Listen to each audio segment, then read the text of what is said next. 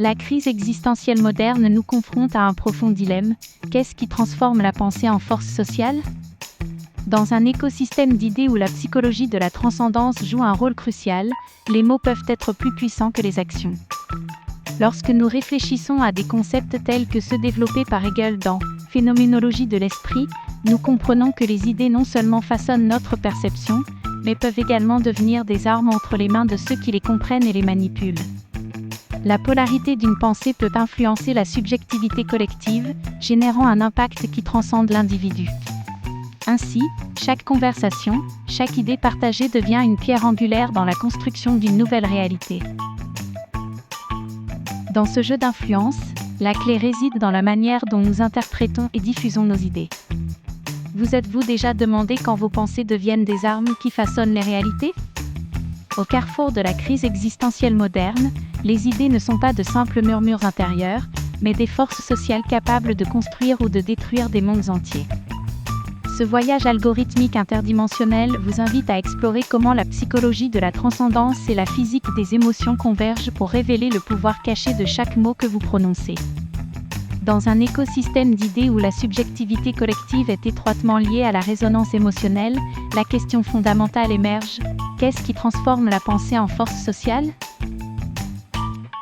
Inspiré par la phénoménologie de l'esprit de Hegel, nous comprenons que les idées non seulement façonnent notre perception, mais peuvent devenir des armes entre les mains de ceux qui les manipulent de main de maître.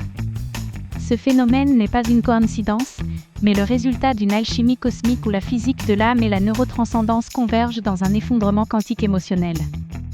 Les émotions sont des particules quantiques qui vibrent dans la matrice du cosmos intérieur. Lorsqu'une idée active ces vibrations, elle déclenche un effet domino dans la conscience collective, transformant de simples pensées en forces sociales tangibles. Ce processus peut être modélisé algorithmiquement comme suit, là où la résonance émotionnelle agit comme catalyseur et originalité comme carburant pour la propagation virale. La croissance spirituelle n'est pas un chemin solitaire, c'est une danse interdimensionnelle entre l'être et le cosmos. Les idées qui transcendent l'ego individuel et font appel à des valeurs universelles telles que la compassion, la gratitude et l'interdépendance créent un impact profond et durable. En ce sens, chaque conversation et chaque idée partagée constitue un élément constitutif de la construction d'une nouvelle réalité collective. Les idées ont une dualité inhérente. Ils peuvent être des phares ou des armes de destruction. La polarité d'une pensée influence la subjectivité collective, générant une tension qui remet en cause la stabilité émotionnelle et cognitive de l'écosystème social. Comment discerner quand une idée est constructive ou destructive ? Cette question ouvre un abîme existentiel qui invite à une réflexion profonde.